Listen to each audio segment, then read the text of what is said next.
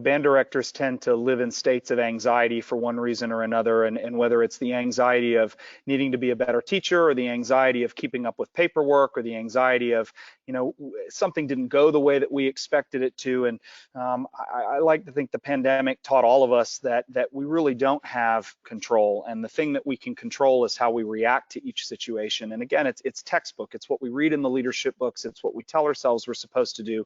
But it was such a wake-up call when you realize that to be honest, the only thing that mattered was keeping people safe. And I talked a lot about, there's the physical part of safety, but the mental part of safety. And I feel very passionately, there's been a lot of mental health issues in my family, and I talk about that openly because I don't want people to think that I speak about mental health as an excuse to do marching band. And I talk about it because it's something I'm passionate about. We lost a student, a great musician here a number of years ago, to suicide, and I know a lot of people have been through something like that. And so you see how painful loss can be and how painful isolation can be. And I think, the ability to get back and to do music, whether you're starting, just now, or you've been doing it for a whole year, for us, seeing the little victories in every day, whether it was the kids did well lining up their water jugs and keeping their masks up, or, it was celebrating just the fact that they took the responsibility seriously.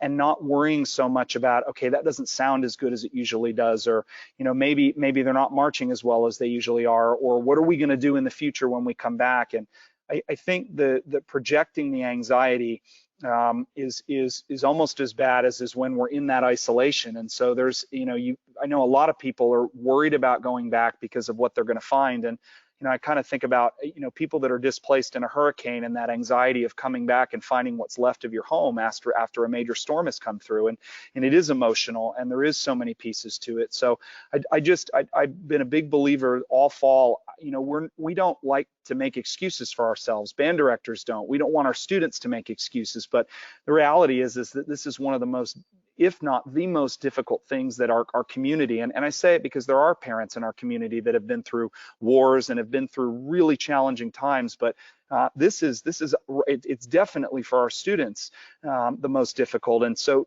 giving ourselves the grace, giving our students the grace, and the patience and the understanding that it's okay to not be at your best, and it's okay to have things be a little bit different.